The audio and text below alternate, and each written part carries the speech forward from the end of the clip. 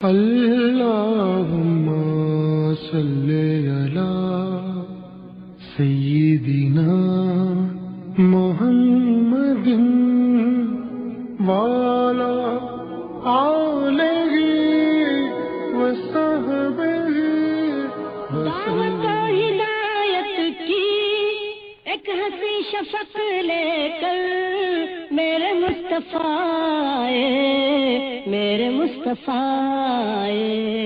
کفر کے اندھیروں میں نور کا طبق لے کر میرے مصطفیٰ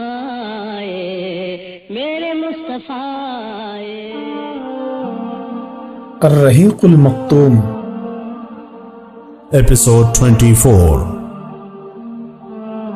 نبی صلی اللہ علیہ وسلم کی ہجرت، قریش کی تدبیر اور اللہ کی تدبیر۔ مذکورہ قسم کے اجتماع کا مزاج یہ ہوتا ہے کہ اس میں انتہائی رازداری برتی جاتی ہے اور ظاہری سطح پر کوئی ایسی حرکت سامنے نہیں آنے دی جاتی جو روزمرہ کے معمول کے خلاف اور عام عادات سے ہٹ کر ہو، تاکہ کوئی شخص قطرے کی بو سونگھ نہ سکے اور کسی کے دل میں خیال نہ آئے کہ یہ خاموشی کسی قطرے کا پیش خیمہ ہے۔ یہ قریش کا مکر یا داؤ پیچ تھا، مگر یہ مکر انہوں نے اللہ کے ساتھ کیا، اس لیے اللہ نے انہیں ایسے ڈھنگ سے ناکام کیا کہ وہ سوچ بھی نہ سکتے تھے۔ چنانچہ جب نبی صلی اللہ علیہ وسلم کے قتل کی مجرمانہ قرارداد طے ہو چکی تو حضرت جبرائیل علیہ السلام اپنے رب تبارک و تعالیٰ کی وحی لے کر آپ کی خدمت میں حاضر ہوئے اور آپ کو قریش کی سازش سے آگاہ کرتے ہوئے بتلایا کہ اللہ تعالیٰ نے آپ کو یہاں سے روانگی کی اجازت دے دی ہے، اور یہ کہتے ہوئے ہجرت کے وقت کی تعین بھی فرما دی کہ آپ صلی اللہ علیہ وسلم یہ رات اپنے اس بستر پر نہ گزاریں جس پر اب تک گزارا کرتے تھے۔ اس اطلاع کے بعد نبی صلی اللہ علیہ وسلم ٹھیک دوپہر کے وقت ابو بکر کے گھر تشریف لے گئے تاکہ ان کے ساتھ ہجرت کے سارے پروگرام اور مرحلے طے فرما لیں۔ حضرت عائشہ رضی اللہ عنہا کا بیان ہے کہ ٹھیک دوپہر کے وقت ہم لوگ ابو بکر رضی اللہ عنہ کے مکان میں بیٹھے تھے کہ کسی کہنے والے نے ابو بکر سے کہا، یہ رسول اللہ صلی اللہ علیہ وسلم سر ڈھانکے تشریف لا رہے ہیں۔ یہ ایسا وقت تھا جس میں آپ تشریف نہیں لایا کرتے تھے۔ ابو بکر نے کہا، میرے ماں باپ آپ پر قربان، آپ اس وقت کسی اہم معاملے ہی کی وجہ سے تشریف لائے ہیں۔ حضرت عائشہ بیان کرتی ہیں کہ رسول اللہ صلی اللہ علیہ وسلم تشریف لائے، اجازت طلب کی، آپ صلی اللہ علیہ وسلم کو اجازت دی گئی اور آپ اندر داخل ہوئے۔ پھر ابو بکر سے فرمایا، تمہارے پاس جو لوگ ہیں انہیں ہٹا دو۔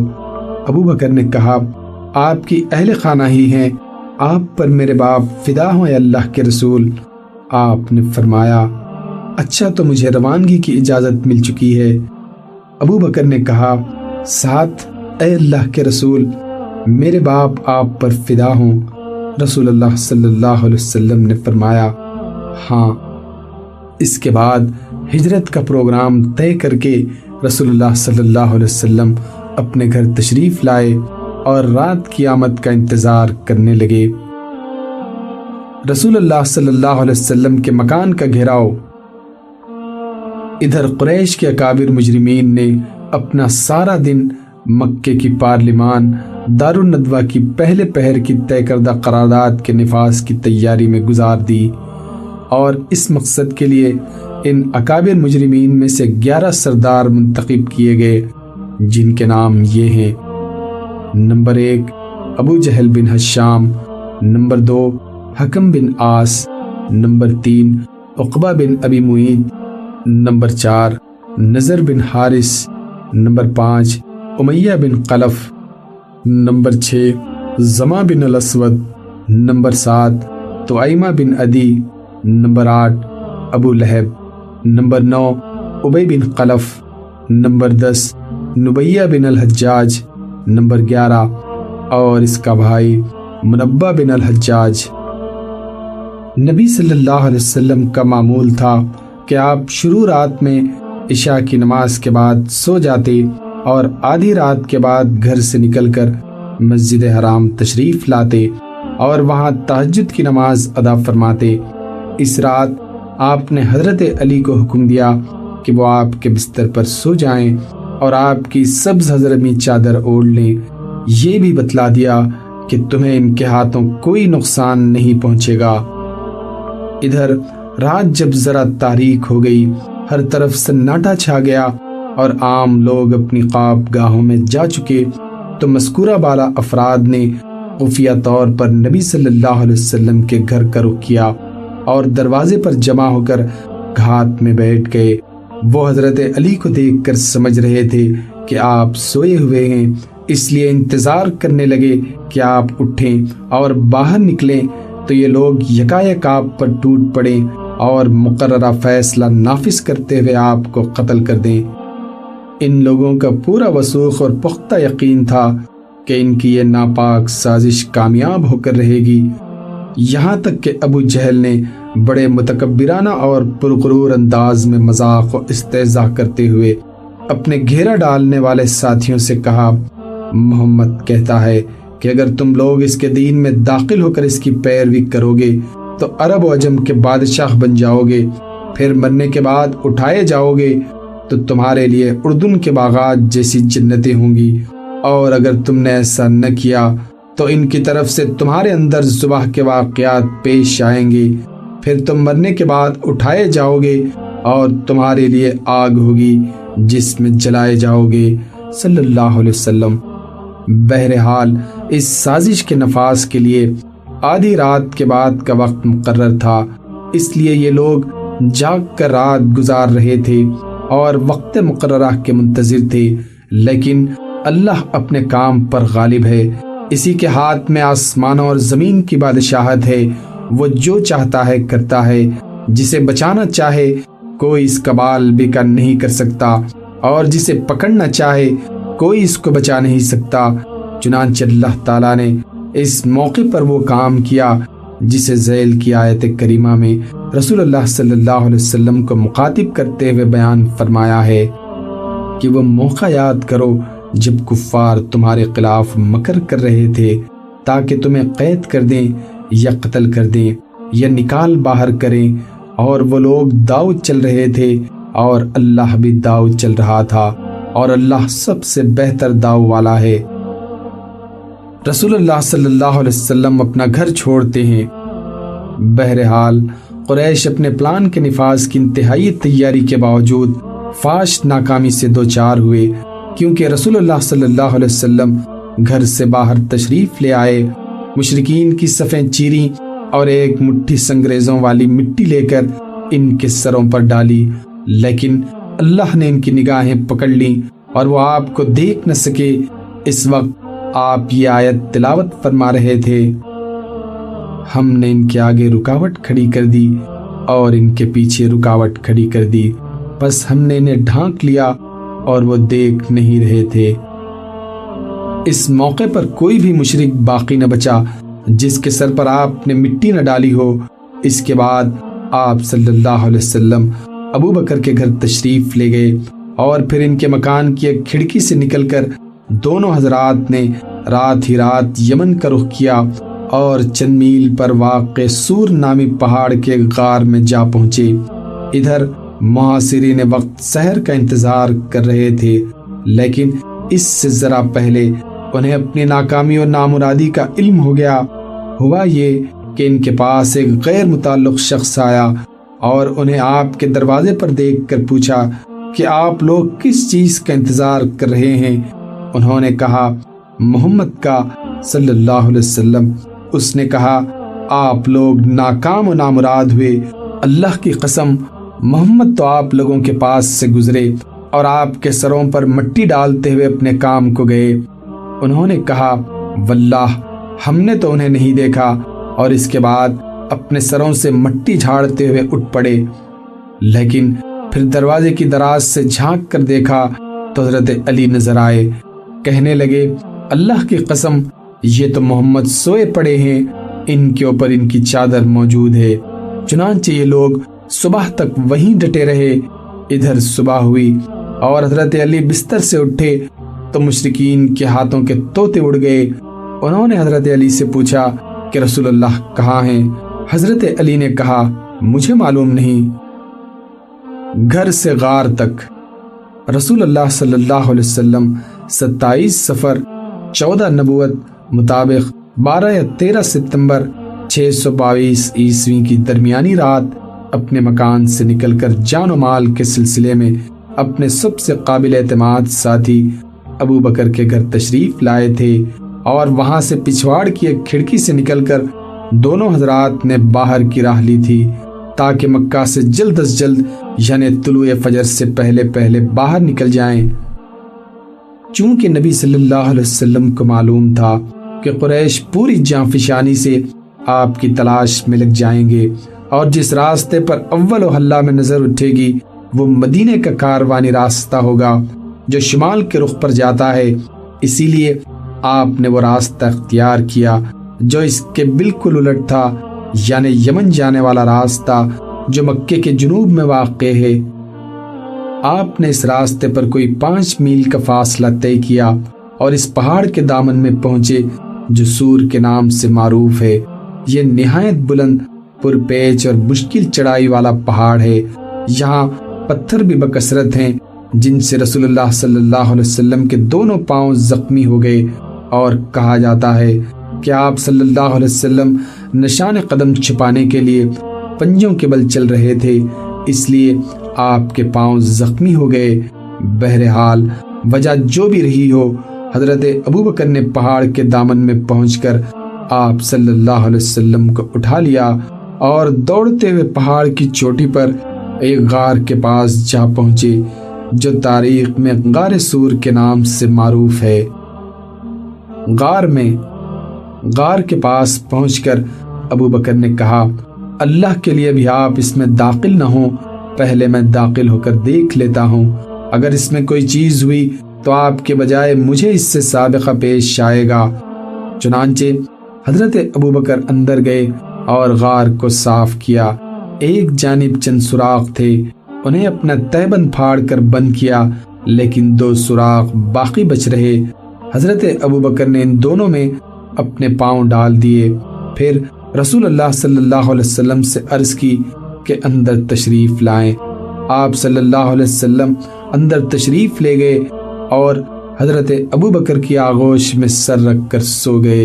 ادھر ابو بکر کے پاؤں میں کسی چیز نے ڈس لیا، مگر اس ڈر سے ہلے بھی نہیں کہ رسول اللہ صلی اللہ علیہ وسلم جاگ نہ جائیں، لیکن ان کے آنسو رسول اللہ صلی اللہ علیہ وسلم کے چہرے پر ٹپک گئے اور آپ کی آنکھ کھل گئی۔ آپ نے فرمایا ابو بکر تمہیں کیا ہوا؟ عرض کی میرے ماں باپ آپ پر قربان، مجھے کسی چیز نے ڈس لیا ہے۔ رسول اللہ صلی اللہ علیہ وسلم نے اس پر لعاب دہن لگا دیا اور تکلیف جاتی رہی۔ یہاں دونوں حضرات نے 3 راتیں یعنی جمعہ، سنیچر اور اتوار کی راتیں غار میں چھپ کر گزاری۔ اس دوران ابو بکر کے صاحبزادے عبداللہ بھی یہی رات گزارتے تھے۔ حضرت عائشہ کا بیان ہے کہ وہ گہری سوجھ بوجھ کے مالک سخن فہم نوجوان تھے۔ سحر کی تاریکی میں ان دونوں حضرات کے پاس چلے جاتے اور مکہ میں قریش کے ساتھ یوں صبح کرتے گویا انہوں نے یہی رات گزاری ہے۔ پھر آپ دونوں کے خلاف سازش کی جو کوئی بات سنتے اسے اچھی طرح یاد کر لیتے، اور جب تاریکی گہری ہو جاتی تو اس کی قبر لے کر غار میں پہنچ جاتے۔ ادھر حضرت ابو بکر کے غلام عامر بن فہیرہ بکریاں چراتے رہتے، اور جب رات کا ایک حصہ گزر جاتا تو بکریاں لے کر ان کے پاس پہنچ جاتے۔ اس طرح دونوں حضرات رات کو آسودہ ہو کر دودھ پی لیتے، پھر صبح تڑکے ہی عامر بن فہیرہ بکریاں ہانک کر چل دیتے۔ تینوں رات انہوں نے یہی کیا۔ مزید یہ کہ عامر بن فہیرہ حضرت عبداللہ بن ابی بکر کے مکہ جانے کے بعد انہی کے نشانات قدم پر بکریاں ہانکتے تھے تاکہ نشانات مٹ جائیں۔ قریش کی تگودو۔